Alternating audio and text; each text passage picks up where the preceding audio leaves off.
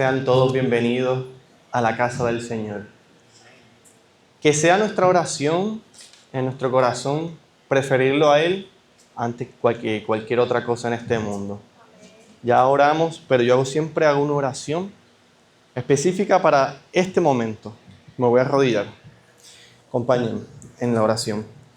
Dios Padre, Señor, yo soy pecador como todos, pero tu mensaje es puro y purificador y nos puede limpiarnos de todo, Señor. Gracias porque tú diste tu vida por mí y por todos nuestros hermanos.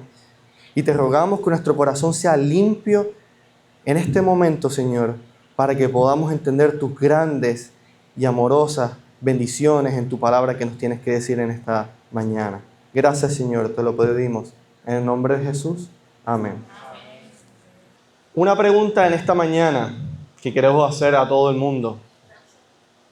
¿Quién es el enemigo número uno de Dios? ¿Quién es el enemigo número uno del Señor? No es Satanás. No es Satanás. El enemigo número uno es algo mucho más grave, porque si nos ponemos a pensar, si otro ángel se hubiera revelado en el cielo, estaríamos hablando de otro nombre de otro ángel. Así que el problema no es Satanás, si el problema es la guerra que trajo Satanás. O sea, el pecado es el enemigo más grande del Señor. Y así, si somos, ¿verdad? Creemos en el Señor y somos su pueblo, nuestro enemigo número uno no es Satanás, sino es el pecado, porque el pecado es el que me lleva a la muerte. No Satanás me lleva a la muerte. Aunque él fue el primero que pecó, el pecado es el que nos lleva a la muerte. Y la guerra siempre va a ser entre los que guardan y son obedientes al Señor y los que no guardan la desobediencia. Eso es lo que nos separa de uno al otro. Por eso que cuando Satanás quiso destruir al pueblo de Israel, ¿qué fue lo primero que él hizo? En la historia que muchos conocemos como la historia de Balaam, el profeta, y Balac. Si recordamos, Balaam era un profeta y Balac, un rey malvado, fue y le dijo: ven, te voy a pagar mucho dinero para que tú maldigas al pueblo de Israel, porque los odio tanto, en un celo y un odio satánico. La primera vez rechazó Balaam la propuesta, pero siguiente fue otra vez Balac y le dijo: te voy a dar más dinero, pero necesito que tú los maldigas. Y él dijo: yo voy a ir, pero yo no sé si voy a poder. Voy a decir lo que tenga que decir Dios de él. O sea, yo no voy a juzgarlo. El único que puede juzgar a ese pueblo bendito es el mismo Jehová. Porque no hay nadie que lo pueda, ¿verdad?, maldecir. Así que cuando él preparó todos los altares para empezar a maldecir al pueblo de Israel, lo único que cuando abrió su boca para maldecir, lo único que pudo decir es: bendiciones, este pueblo es hermoso, este pueblo sigue la ley, este pueblo ama a Dios, este pueblo el enemigo Satanás no puede tocarlo, no puedo. Entonces hablaba y el rey Balac se encendía y decía: pero si te pagué para que los maldijeras, ¿por qué viene a hacer lo contrario? Así que, ¿qué fue lo que tuvo que hacer Balaam? Balaam le dio un consejo. Después de que no pudo maldecir, le dio un consejo y le dijo: a este pueblo, el único que los puede hacer que ellos pequen y se destruyan es por ellos mismos. Por ellos mismos. ¿Qué van a hacer? Balac, tú traes cerca del campamento de Israel dioses ajenos. Trae a Baalpeor, que es el mismo Baal, y vamos a hacer que los hijos de Dios y los hijos, ¿verdad?, del pueblo pagano se unan y empiecen a enamorarse de los hijos de Dios, y para que vengan, ¿verdad?, y empezaron a tener fiestas, empezaron a tomar, empezaron a Y en ese momento, en esa pérdida de confusión y música fuerte con estrembores y música a todo dar, se confundieron y empezaron a adorar a Balpeor. Y el Señor se encendió Jehová dijo, ¿pero qué están haciendo mi pueblo? ¿Por qué están ustedes haciendo esto? Y empezó una mortandad. El Señor se enojó con el pueblo y empezaron a morir personas. Más de 24,000 personas ese día murieron.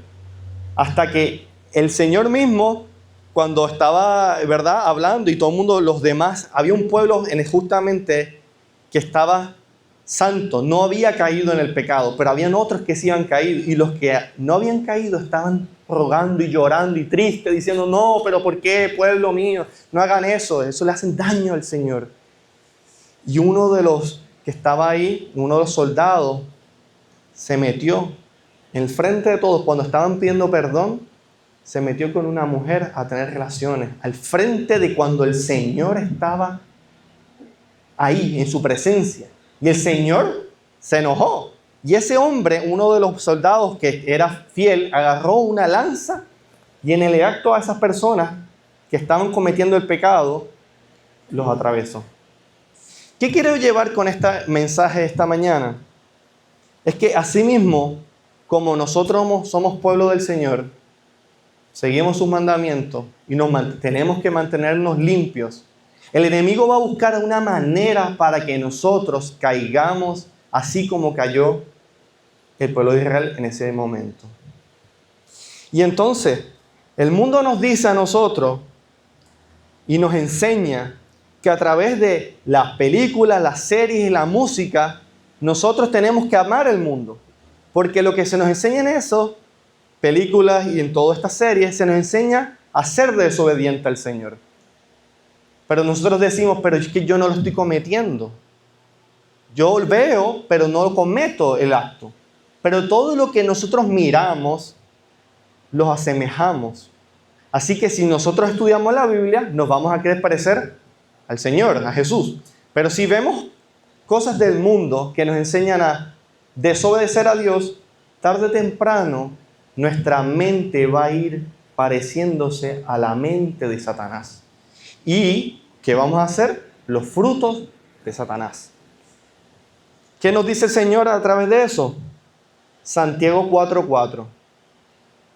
Oh almas adúlteras, ¿no sabéis que la amistad del mundo es enemistad contra Dios? Cualquiera, pues, que quiera ser amigo del mundo, se constituye enemigo de Dios.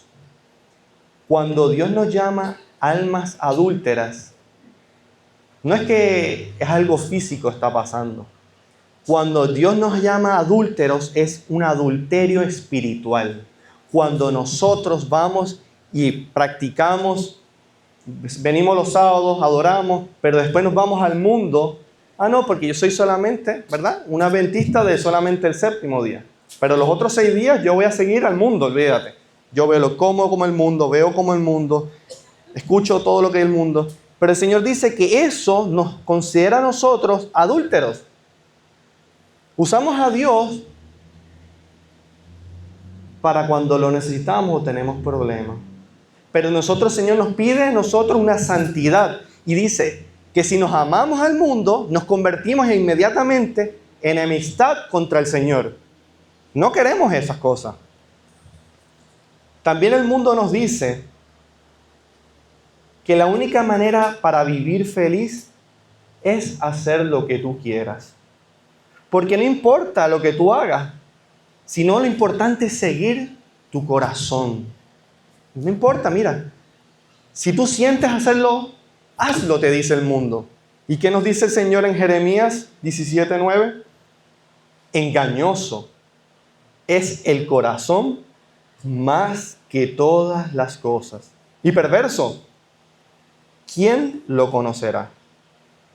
O sea, los dichos que se nos enseñan todos los días, nuestros compañeros, la gente que vivimos, pasan diciendo esas pequeñas frases que poco a poco en nuestra mente se van convirtiendo en una realidad y creemos esas mentiras. El Señor nunca nos dijo que para ser feliz hagamos todo lo que quieras. Porque el corazón, nuestra mente, cuando habla del corazón, habla de nuestra mente, es la más perversa. Porque dejamos que los sentimientos actúen sin considerar la palabra de Dios y sin importar lo que Dios piensa. Siguiente frase que el mundo nos puede decir es: el mundo nos enseña que nosotros mismos somos dioses, creyendo que nosotros somos suficientemente inteligentes para saber el bien y el mal.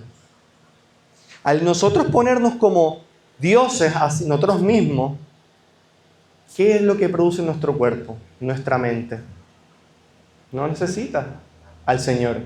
Cuando tú sientes que tú eres un Dios, tú eres suficiente, ¿para qué tú quieres arrepentirte? Si tú haces bien, tú conoces el bien y el mal. Y sabemos que esto es lo que el enemigo nos enseña. La psicología, la nueva era, todo este mundo se nos está enseñando que nosotros somos los que podemos resolver nuestros problemas. Y nunca apuntan al Señor. Nuestra enfermedad es espiritual. Si se enferma espiritualmente, se va a enfermar psicológicamente. Tu mente no va a funcionar porque está contaminada. ¿Qué otras frases nos dicen las personas? Tú eres lo que quieres llegar a ser. Otra frase que nos dicen: lo que piensas, lo manifiesta. Si tú piensas algo tan fuerte, tú lo vas a atraer. Eso tú lo atraes, tú manifiestas, tú tienes el poder. Aunque no nos enseña a ser Dios, pero las frases que nos enseñan y nos dicen es decir que tú no necesitas al Señor, que tú tienes el suficiente poder, energías que tú atraes a lo que tú quieras, sin pedirle a Dios. Otra frase que dice: confía en el proceso y suelta el resultado. El ser humano se cree que puede, ¿verdad? Cree que sabe el futuro, cree que sabe manejarlo, pero ya sabemos que el corazón es perverso. Así que lo que nos dice aquí no concuerda. Activa tu energía y el universo responderá. Son todas las palabras que el mismo Satanás ha enseñado.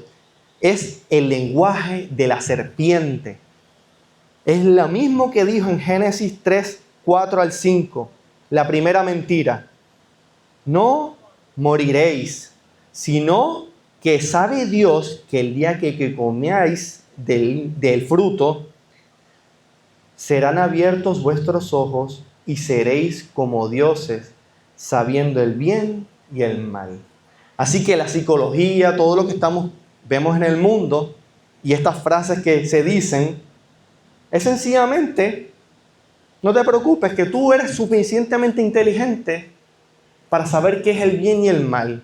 Y te dice: y al saber el bien y el mal, tú serás como semejante a Dios. Cuando Eva pecó, Eva quiso ser como el Señor, como Dios. Porque no solamente fue engañada de decir: quiero ser como Dios, sino primero codició ser Dios, porque codició el fruto. Cuando tú codicias, después tú caes en otros pecados. Y el siguiente pecado, ¿verdad? Codició ser Dios, y él mismo ella dijo: yo soy Dios, porque quiero saber el bien y el mal. Y al hacer eso cayó en una oscuridad horrible. Y es lo mismo que se nos enseña. Proverbios 14:12 nos dice: hay caminos que al hombre le parecen derechos, pero su fin es camino de muerte. O sea, en el momento que nosotros le creemos a Satanás y creemos que no vamos a morir por nuestro pecado, es cuando nosotros tomamos no el camino de la verdad, sino tomamos el camino del Padre, del enemigo, del camino de la muerte. Solamente hay dos caminos y uno de ellos solamente a la vez podemos andar. No podemos andar en dos caminos a la vez. El mundo tiene una venda en los ojos, hermano.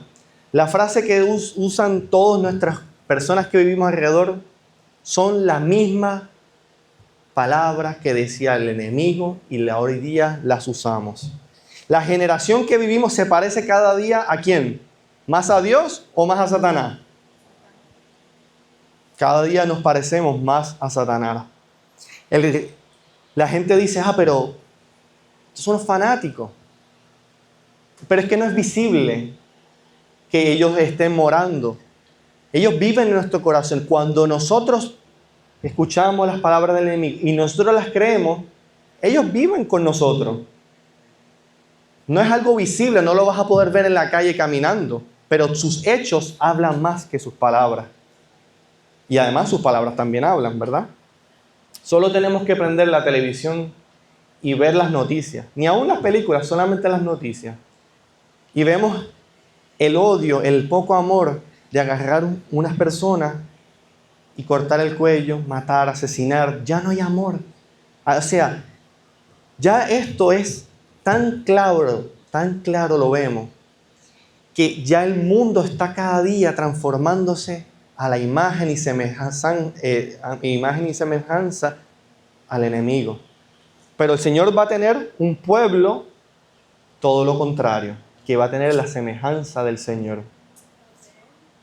Otra frase que nos dicen, que yo encuentro que esta es la más peligrosa. Para mí el pecado no es gravedad. Lo que importa es que las personas se amen y que no se hagan daño. Va un poquito de verdad y un poquito de mentira. Primero, la mentira es, ¿verdad?, que el pecado no es grave. Pero le agrega pero lo importante es amarnos unos a otros. O sea, no podemos tener un poquito de mentira y un poquito de verdad. Y al tú decir que el pecado no es grave, tú lo que le estás diciendo al Señor Jesús, tu sacrificio no me importa. Porque si el pecado tú viniste a morir por nosotros, tú pagaste lo más alto, el precio más alto que Dios mismo tenga que venir a dar nuestra vida por nosotros. Y cuando decimos que el pecado no es nada grave, estás diciéndole, Señor, ¿para qué tú viniste? Si somos felices así. Dios, ¿qué estamos pensando, verdad? Yo he escuchado estas frases en mi trabajo. Si no le hago daño a nadie, ¿por qué es grave tener relaciones fuera del matrimonio? Ese pecado no es grave. Lo importante no es herir a los otros. Otra frase que nos dicen, en lugar de preocuparnos por el pecado, deberíamos enfocarnos en ayudar a los demás. Lo grave es ser indiferente. O sea, todas estas palabras, todas estas frases, tú dices, esto no me afecta a mí. Pero cuando tú las escuchas, cuando tú le hablas de la ley del Señor a nuestros compañeros y amigos, estas son las primeras frases que salen a ellos y te dicen, no te preocupes, que el pecado no es nada, es algo, una falacia. ¿Quién dice aquí que eso es verdad? Que la ley del Señor está vigente. Pero si vemos la gravedad del pecado, entendemos lo que hizo Jesús por nosotros. Dice Juan 8, capítulo 8, versículo 44. Vosotros sois de vuestro padre el diablo. Todo el que usa esta frase, yo no lo dije, Jesús lo dice. Vosotros sois de vuestro padre el diablo, y el deseo de vuestro padre queréis hacer. Él ha sido homicida desde el principio y no ha permanecido en la verdad, porque no hay verdad en él.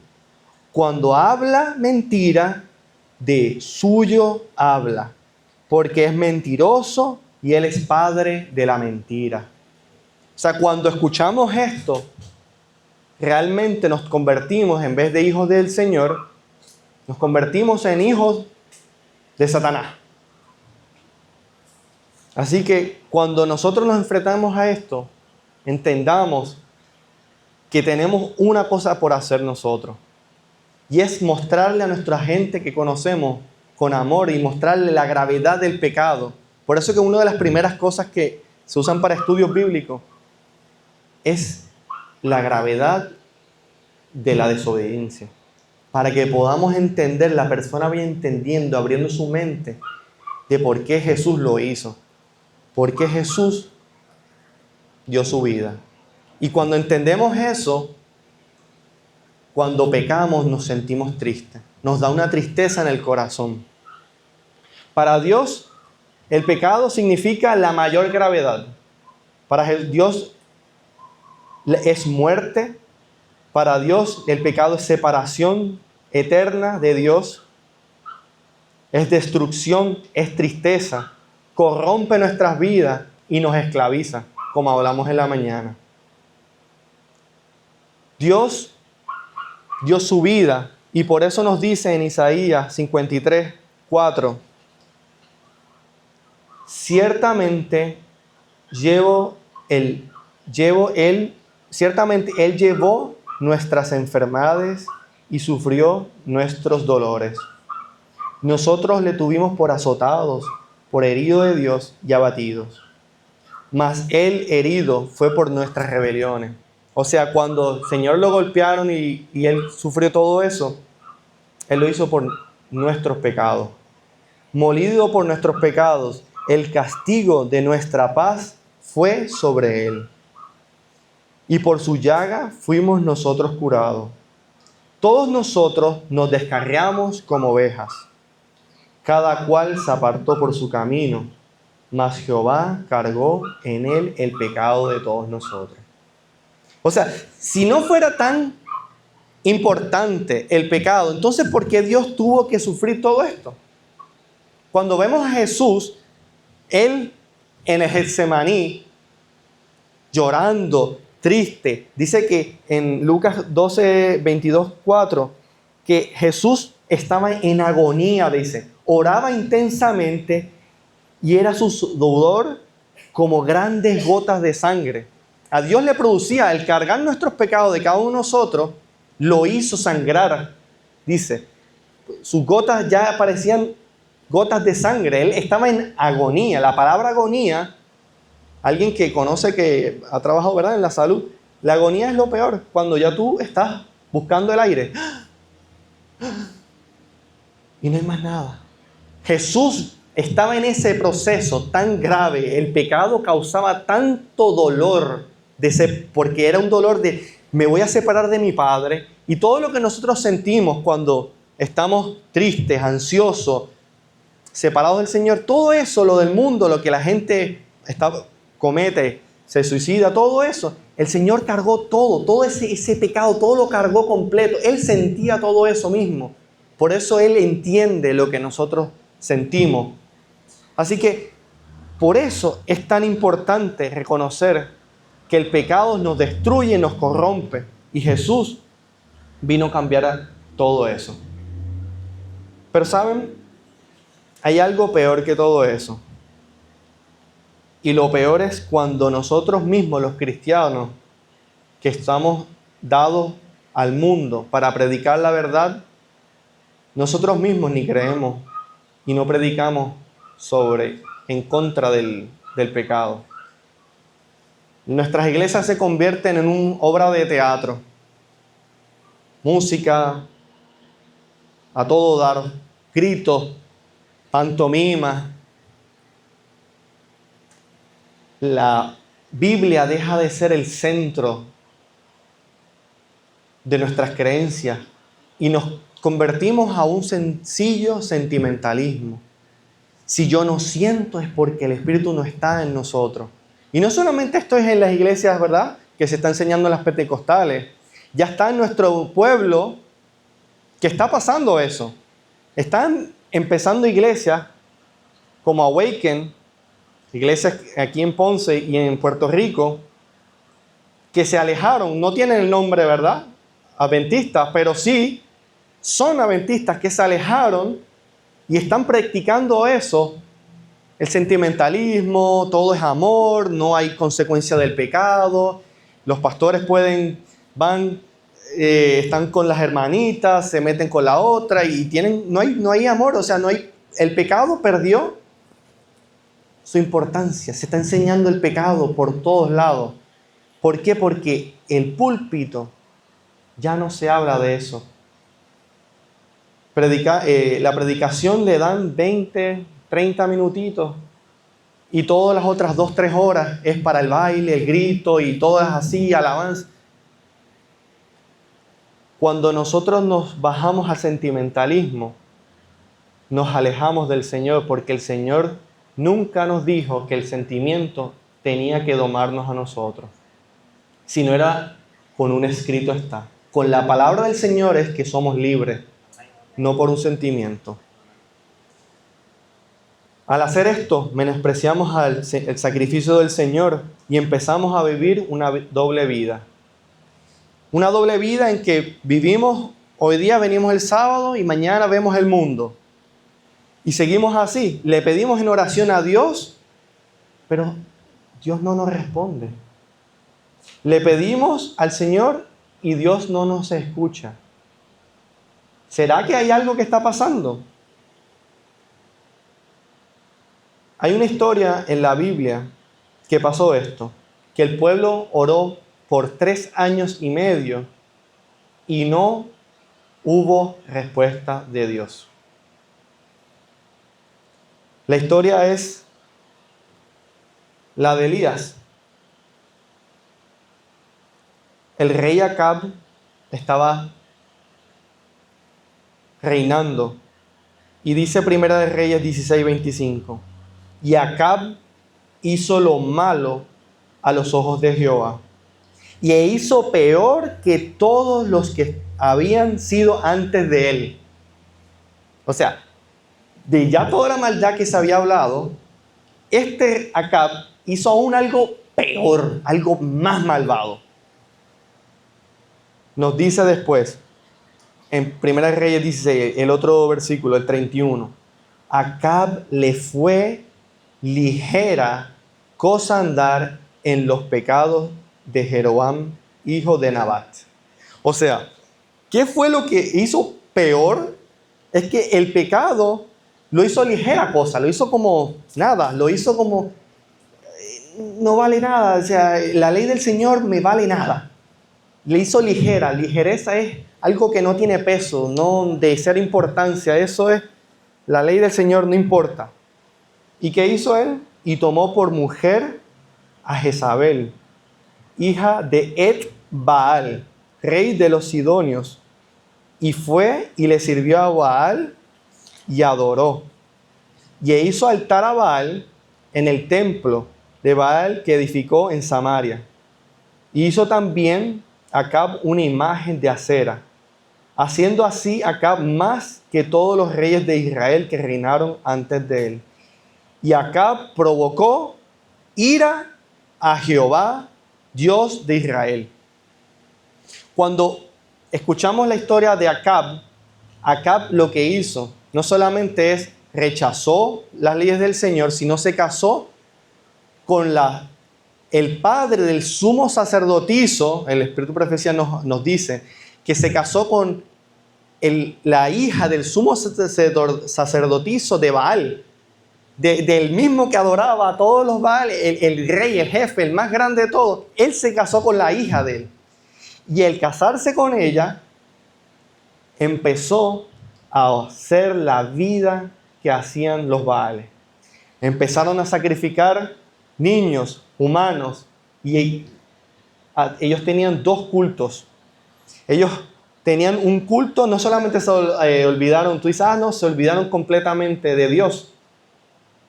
Ellos adoraban a Dios, Jehová, y adoraban a Baal a la misma vez. Y entonces, ¿qué fue lo que pasó? Cuando ellos empezaron a adorar a a los 2 dioses a la misma vez, ¿qué fue lo que Dios hizo? Levantó a Elías. Y Elías fue y le dijo a Acab: vive hoy Jehová, Dios de Israel, en cuya presencia estoy. O sea, cuando, ¿verdad? Elías habla, él dice, la presencia de Dios, yo estoy con él, yo vengo por él, me mandó aquí. y no habrá lluvia ni rocío en estos años, sino por mi palabra. O sea, le dijo, no va a llover más en Israel por mi palabra. Tú dices, pero qué orgulloso este Elías diciendo por mi palabra. Y dice que viene de parte de Dios. Pero había algo que Elías sabía que Dios había dicho antes en la Biblia. Él había entendido que en Deuteronomio 11, capítulo 11, versículo 13 dice, si obedeciereis cuidadosamente mis mandamientos que yo prescribo hoy, amando a Jehová vuestro Dios y sirviéndole con todo vuestro corazón y con toda vuestra alma, yo daré la lluvia vuestra en la tierra y a su tiempo, la lluvia temprana y la lluvia tardía. O sea, cuando viene y le dice, ustedes si me aman de corazón, siguen los mandamientos, yo les enviaré agua. Hoy día, como Puerto Rico no es un país, ¿verdad?, de agricultura mucho que digamos, pero en los otros países la lluvia era la única manera de regar el agua, o sea, de regar las comidas que tengamos. Y entonces había una lluvia temprana que caía para que empezaran a salir los retoños de las plantas, y había una última lluvia que era para, ¿verdad?, terminar la última crecimiento de ese fruto. Así que Dios dice que si ustedes entonces me obedecen y me aman de todo corazón, yo les daré la lluvia. Pero dice, pero guardaos, que no os engañe vuestro corazón, y os apartéis y sirváis a dioses ajenos, y os inclines a ellos, porque entonces la ira de Jehová se encenderá contra vosotros, y se cerrarán los cielos, y no habrá lluvia, y la tierra no dará su fruto. Así que la lluvia representaba el estado espiritual del pueblo de Israel. Si tú ibas a Israel y veías que estaba todo verdoso, y habían plantas y había fruto, entonces sabías que ellos permanecían en la creencia y amaban al Señor, igual respetaban sus mandamientos.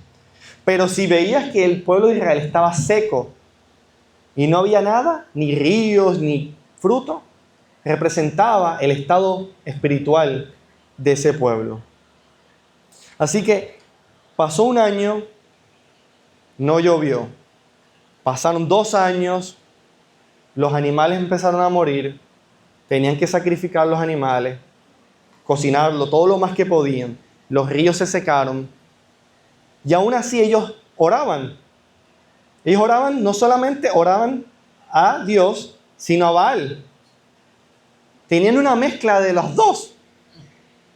Eso es lo que es fuerte. Dice, ¿cómo puede ser que el pueblo de Israel oraba hacia los dos? Había una unión, una mezcla pagana. Lo mismo que estábamos hablando del fuego extraño. Mezclaron lo santo con lo profano. Mezclaron en la adoración de Jehová con la adoración de Baal. Y creían que eso era totalmente normal. Pasó 3 años, nada. Jezabel mandó a buscar a Elías por todo Israel, a ver si lo encontraba para matarlo. Pero el problema era que ella había engañado al pueblo diciendo que cuando lo encuentren y lo maten, el agua iba a volver, iba a empezar a regar todo otra vez la tierra, iba a volver. Pero se había olvidado que la razón de por qué el pueblo estaba así era porque había caído en pecado. O sea, culpaba a Elías de que él fue el que no trajo el agua, pero realmente el pecado era del pueblo, de nosotros. Nosotros somos. El pueblo se había alejado del Señor y por eso fue que no había agua. Y entonces Elías, Dios lo llama y le dice, ve a donde Acab y preséntate ante él. Y cuando vio a Acab rápidamente que apareció Elías, dice que se le abrió los ojos y le dice, tú eres el que has hecho todo esto en contra de nosotros. Tú turbaste, tú le estás trayendo este problema, este gran muerte, sacrificio, todo lo que ha pasado, toda la muerte en esta tierra, la gente se muere, los animales se mueren. Tú fuiste el que trajiste esto a mí. Y Elías, con un tono seguro y firme, le dice: yo no he turbado a Israel, sino tú y la casa de tu padre, porque habéis abandonado los mandamientos del Señor y habéis seguido a los Baales. Así que Elías, con ese poder de convencimiento por el Espíritu Santo, fue y le dijo el pecado. O sea, no fue la culpa mía, sino fuiste tú. Tú fuiste el que trajiste la maldad a este país, a esta tierra. Y Elías luego le dice: vamos a resolver este problema. Vamos a hacer un reto, rey Acab. Vamos a ir al monte y vamos a poner, tú vas a traer tus sacerdotes, vale, y yo voy a venir solo. Y vamos a ver quién es Dios. Conocemos la historia que los Baales empezaron en la mañana, trajeron su ternero, su animal, lo mataron y empezaron a gritar, a hacer cultos paganos. Se cortaban la piel, la sangre se desangraban. Ponían música de tambores, música desconcertante. No entendían, pero una confusión literal. Había una confusión, nadie entendía lo que estaba sucediendo. Y Elías, en una esquina, se reía y le decía: ¿qué está pasando? ¿Por qué no sucede? ¿Por qué Satanás, verdad? ¿Por qué Baal no te responde? Si tú vas y me dices: ¿por qué los Baales aceptaron el reto sabiendo que iban a perder, que no iba a pasar fuego, que no iba a quemar ese altar? ¿Ellos lo hubieran aceptado? Es que cuando ellos hacían esto, toda cosa extraña sucedía. El mismo demonio y Satanás hacía todos esos milagros. Por eso ellos van seguros. Dice: esta la ganamos nosotros. Esta sí que la vamos a ganar. Porque sabía que podía pasar. Porque se veían cosas extrañas. La gente le caía en espiritualizados, quedaban endemoniados. Los ángeles mandaban fuego, le evitaban las cosas. Para ellos no era extraño. Ellos dicen: esto es pan comido, esto es fácil. Pero había alguien que estaba mirando de los cielos y no le permitió Dios a Satanás manifestar su poder engañoso. ¿Qué sucede? Dios viene, le dice: ok, Elías va y le dice: ya fue suficiente, se acabó, ahora es mi turno. Va, pone las piedras del altar del Señor que el pueblo se había olvidado. Era un altar, ¿verdad?, de piedras, las 12 piedras que tenían representando a las 12 tribus. Las pone porque el pueblo se había olvidado y ya no sacrificaban, se habían olvidado totalmente del Señor. O sea, ese altar ya ni lo tenían todo en pasto, con tierra, basura. Así que Elías tuvo que volver a reformar, a construir de cero lo que se había el pueblo de Israel olvidado. Pone el animal y le dice: traigan agua, inunden todo esto de agua. 7 vasijas llenas de agua la inundaron, no había manera. Dicen, se burlaron, dicen: es que esto no va a pasar, tú estás haciendo algo, una locura. Viene el Señor, ¿verdad? Él se levanta y ora y le dice: Señor, sé tú el que hables ahora y responde mi oración, para que el pueblo vea el pecado que ha caído. Y en ese instante viene una columna de fuego. Dice el Espíritu de Profecía que la columna misma que se veía en los tiempos de Israel que protegía, vieron un fuego volando.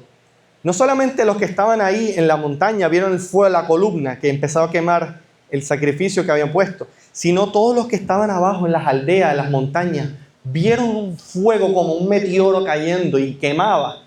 La gente le dio pavor, temor. Decían que su rostro no podían ni mirar porque tenían miedo que iban a ser consumidos por el fuego. Pero no era un fuego por miedo tanto al fuego de quemarse, sino era la justicia del Señor, la presencia del Señor. Dice que es fuego consumidor. Cuando estamos en pecado y vemos la justicia del Señor, lo primero que hacemos es temer. El pueblo se temía y temblaba. Y cuando vio eso, el pueblo de Israel quedó convencido ese día que el verdadero Dios era Jehová. Y ellos gritaron, el Señor Dios, ¿verdad? Es el verdadero Dios esa tarde. Entonces, ¿qué nos lleva a esto? Que justo que después que pasa toda esta situación, viene la bendición del cielo. El pueblo se arrepiente de pecado, confiesan, y Elías sabía que iba pronto a pasar algo. Y le dice a su siervo, ve y fíjate al oriente, ¿verdad? Para ver si ves signos de lluvia. Porque él ya sabía, no fue que Dios le dijo, él sabía mismo que cuando el pueblo se arrepintiese, Dios iba a volver a restaurar las bendiciones.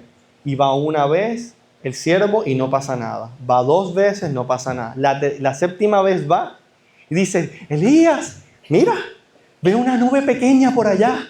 Y Elías dijo, con fe dijo, dile al rey Acab que agarre todas sus cosas porque viene una lluvia. Y no era que estaba lloviendo, él vio la nubecita y dijo, ya, dile que se vaya ahora porque va a caer una tormenta como nunca antes. Así que en ese momento, por fe, actuó y sabía que el Señor iba a responder su oración.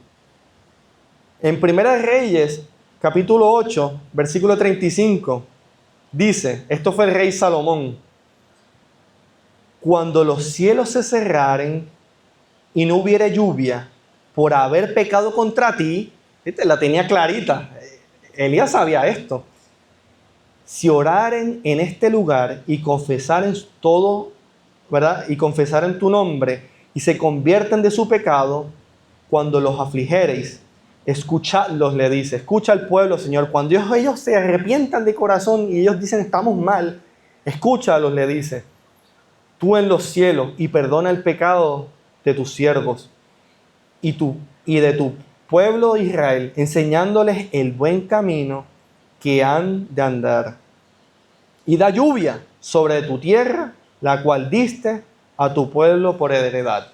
O sea, ya está claro. O sea, fue por el pecado. Y inmediatamente cuando reemplazamos y quitamos al enemigo y sacamos el pecado de nuestra vida, Dios empieza a escuchar nuestras oraciones nuevamente. Así que para que Dios escuche hoy día nuestra oración, necesitamos un arrepentimiento, una confesión de pecados diariamente, porque yo no sé quién, ¿verdad?, pueda vivir un día sin pecar, ¿verdad? Hasta con la mente, hasta ínfimas cosas, a veces hasta uno ni inconscientemente lo hace. Así que todos los días tenemos que pedirle, Señor, hasta pedirle perdón, hasta por las ínfimas cosas. Señor, si yo no me acuerdo de un pecado, no me quites esa lluvia de mi corazón. No me saques esa lluvia que me tienes que dar para mí. Otros versículos que nos hablan de esa lluvia, ¿verdad? Es en Salmos 66, 18, que está ahí en la hoja. Cuando el Señor nos escucha nuestras oraciones. Si en mi corazón hubiere yo mirado la iniquidad, el Señor no me habría escuchado. Otro versículo nos dice, Proverbios 28, 9. El que aparta su oído para no escuchar la ley, aún sus oraciones es abominación. O sea, si nosotros estamos orando y estamos pidiendo, Señor, dame una casa, dame esto, dame muchas cosas para mí, dame cosas materiales, el Señor dice, tú estás pidiendo la cosa equivocada. Tu oración me es abominación, me disgusta, porque tú no estás buscando el cielo primero, ni los tesoros que hay en él. Tú estás buscando tu bienestar en la tierra. Esa oración para mí es abominable. Limpia tu corazón y yo te escucharé. En Juan 9:31 dice, sabemos que Dios no oye al pecador, pero si alguien es temeroso de Dios y hace su voluntad, a ese Él oye. Así que todo el mundo dice, no, pero yo puedo vivir con pecado, pero yo le pido al Señor y Él me responde. Preguntémonos quién es el que le está respondiendo. Porque dice Jehová que el que no quiere confesar su pecado, Él no escuchará. Así que tengamos cuidado con las oraciones que tengamos y lo que está en nuestra mente. Porque el Señor está dicho y nos dice que si no le tememos a Él, si no lo respetamos, entonces ¿por qué Él nos va a escuchar a nosotros? Si no lo usamos como un objeto de buena suerte, lo usamos cuando lo necesitamos, lo usamos como los brujos usan las piedras de la suerte. Cuando lo necesitamos el Señor, pues ahí lo voy a pedirle cosas. Y el Señor dice, no me vas a usar así. Me tomas en serio. Yo te amo, pero tienes que seguir mis mandamientos, mi obediencia. Tú tienes que obedecer. Primera de Pedro nos dice, porque los ojos del Señor están sobre los justos y sus oídos están atentos a sus oraciones. Así que el Señor sí presta atención. Y aún el pecador que se arrepiente y es temeroso, el Dios lo va a escuchar también. Pero tiene que haber ese arrepentimiento, esa tristeza en su corazón por hacer el mal. Dios está para escucharnos a todos. Pero muchos en nuestras iglesias y en otras iglesias se nos predican, pedid y os dará, abrirá y os daréis. Sí, pero no está diciendo, si lees el contexto, no está diciendo en forma espiritual. Si tú pides cosas espirituales, te voy a dar cosas espirituales. Pero no pidas. Después, más adelante dice, ¿verdad? No preocupéis por el que has de vestir, ni que has de comer. ¿Verdad? Preocupáis mejor por el reino de los cielos y sus tesoros, y lo demás será añadido. O sea, cuando el Señor dice, pedid y os dará, abriráis y os daréis, es que Él está dispuesto a abrir todas las bendiciones espirituales para nosotros. Último versículo. Mateo 23, 25, con el que empezamos en esta mañana. Ay de vosotros, escribas y fariseos, hipócritas, porque limpiáis lo de fuera del vaso y del plato, pero por dentro estáis llenos de robo y de injusticia. Fariseos ciegos, limpiad primero lo dentro del vaso y del plato, para que también seáis limpios por fuera. Cuando Dios nos habla de la metáfora del vaso, es que no solamente nos preocupemos por lo exterior, sino tenemos que preocuparnos por lo interior. Si yo tengo ahora mismo un vaso aquí sucio y yo lo limpio por fuera y lo echo de agua, estás bebiendo agua sucia igual. No importa que limpies el exterior del vaso, porque te estás tomando la suciedad. Y esa es nuestra vida pecaminosa. Le mostramos al mundo que somos buenos, que hacemos buenas dádivas, pero el Señor conoce lo que está dentro de nuestro vaso. Y le dice, pero primero limpiad el vaso de adentro, ¿verdad? Para que todo fuese limpio. Si limpiamos, le pedimos al Señor Jesús que nos limpie de toda maldad internamente, todos mis pecados ocultos, que aún nadie a uno se los dice. El Señor está dispuesto a tener ese vaso limpio para nosotros, para que cuando lo tengamos que tener, podamos beber de Él. El Espíritu Profecía fue inspirado este sermón por esta cita. Dice, hay que despejar, esto es en Eventos de los Últimos Días, la página 64, que dice, hay que despejar el camino para la lluvia tardía. Vi que nadie podrá participar del refrigerio. Está diciendo que nadie va a poder participar del Espíritu Santo. Tú dices, ¿pero qué es eso? Se volvió loca la profeta. Pero ella nos dice que nadie podrá participar del refrigerio a menos que hayamos vencido toda tentación, triunfado sobre el orgullo, el egoísmo, el amor al mundo y todas las palabras malas y obras malas. O sea, no vamos a recibir el Espíritu Santo si no vencemos la tentación en nuestra vida. Ni hablar de los hechos. Ella está hablando de tentaciones en la mente. Porque Dios quiere que lo amemos en la mente, no en nuestros hacer solamente. Así que no vamos a poder recibir la lluvia tardía si no arreglamos las cosas con el Señor y nuestro vaso no está limpio. Por lo tanto, dice, debemos acercarnos más y más al Señor y buscar anhelosamente la preparación necesaria que nos habilite para permanecer firmes a la batalla. O sea, la única manera para mantenernos firmes ante la batalla es que el Señor nos ayude a poder vencer toda tentación, toda palabra mala, los insultos, el hablar en contra del hermano. Todo eso tenemos que vencerlo gracias con el Espíritu Santo y el Señor Jesús, porque nosotros no podemos solos. Junto con Él nos preparará. Y esta es la cita más bonita que me gusta de todas. Dice, mantened limpio el recipiente y ponerlos boca arriba. Dice, no necesitamos preocuparnos por la lluvia tardía. Qué raro, eso es lo que siempre estamos predicando. La lluvia tardía, el Pentecostés, el derramamiento del Espíritu Santo, predicación al mundo entero, se va a predicar el mensaje de los 3 ángeles. Y me dice después, no necesitamos preocuparnos de la lluvia tardía. Qué raro. Pero nos viene y nos dice, todo lo que debemos hacer es mantener limpio el recipiente y ponerlo boca arriba y estaremos recibiendo la lluvia celestial. Es hermoso. Justamente estamos viendo la lluvia y cuando veamos la lluvia entendamos que es lo mismo que quiere el Señor. Pero el Señor quiere que pongamos nuestro recipiente, que no nos preocupemos por la lluvia tardía, sino nos preocupemos que el vaso esté limpio para recibirla. Porque en un vaso sucio, el Dios no va a poner su espíritu y nuestra lluvia, el agua en nosotros.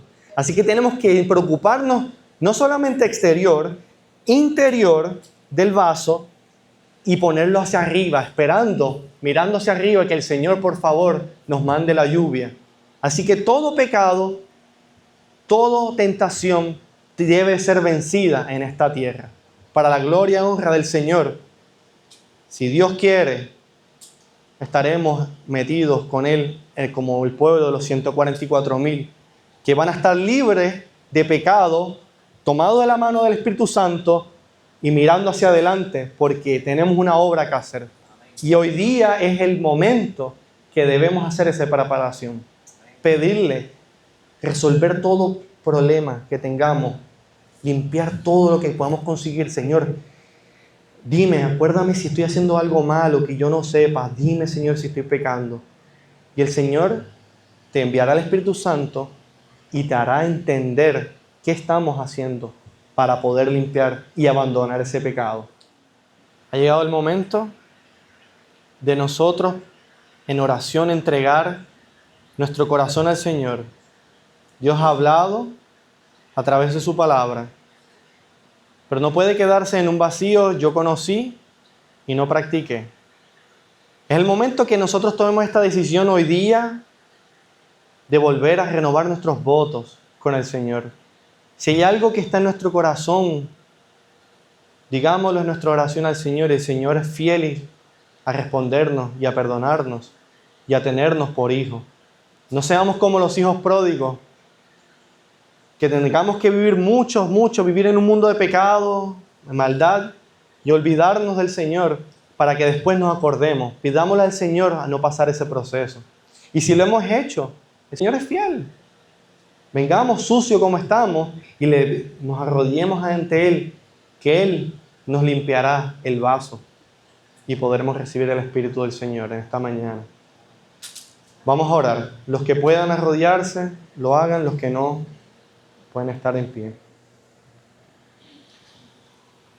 Señor, hemos venido a ti, Señor, con corazón humilde, pidiendo, Señor, que nos dejes esa lluvia que nos hace tanto falta para limpiar nuestra vida de toda contaminación y pecado. Gracias porque tú nos diste a Jesús, Señor, para que nos viéramos que tu sangre es tan preciosa Y ayúdanos a no despreciar su sangre, Señor, que tomemos en esta mañana un voto diciéndote, sí, Señor, te seguiré hasta el fin de la tierra. Señor, pronto vendrás, prepara nuestros corazones para tu venida. Ayúdanos a predicarle a todas las personas que no han conocido de ti, el amor que tienes y las ganas que tú también quieres llevarte a todas esas personas al cielo. Señor, te pedimos también, porque viene una gran tormenta que se acerca, Señor. Ayúdanos a poder estar libres de todo daño, Señor. A todos los que no pudieron venir, a los hermanos que tuvieron algún problema en su casa. Y a nosotros, Señor, que también cuando vayamos a nuestra casa, que todas nuestras cosas, Señor, tú no las protejas. Pero más que todas las cosas físicas, Señor, danos lo que necesitamos espiritualmente. Danos lo que necesitamos porque sabemos que todo lo demás tú nos los vas a dar y nos vas a dar en abundancia. Pero lo que busquemos, Señor, es que tú nos des una vida espiritual limpia y que podamos seguirnos para toda la vida, Señor. Gracias, Señor, en esta mañana. Te agradecemos todo en el nombre de Cristo Jesús. Amén. Amén.